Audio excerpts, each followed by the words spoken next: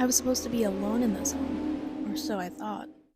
It was October 14th, 2022, in a little town called Millersburg, Ohio, when I got a call to deep clean a property that hadn't been touched since the owner passed away.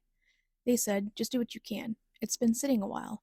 I didn't ask questions. I just packed my mop, gloves, my 5-in-1 all purpose cleaner, and I went.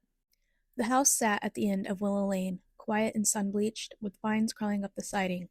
The grass was knee-high. You could tell nobody had been there in years. But the moment I stepped inside, the smell hit me. Old perfume, dust, and something metallic. Still, I did what I always do. I started in the kitchen.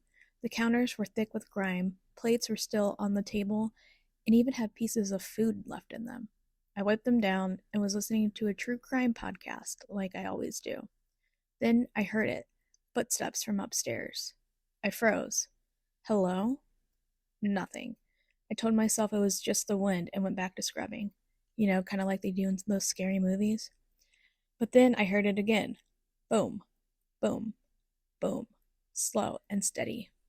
Now, the owners had told me before I came that nobody would be in this home.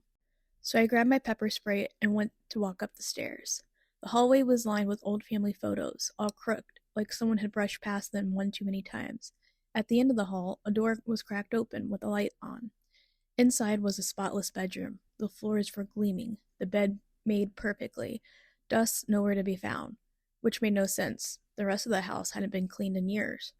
Then I noticed something on the dresser, a little card. It said, "Thank you for keeping my home clean."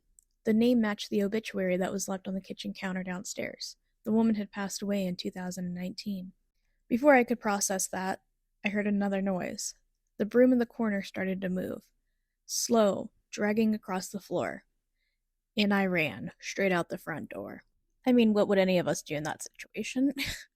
I felt bad that I didn't finish the rest of the house, but in my defense, the upstairs was already cleaned. So a few days later, I went to go check back in with the new owners, and they were already moving in. I had asked the woman if she'd been upstairs yet, and she smiled.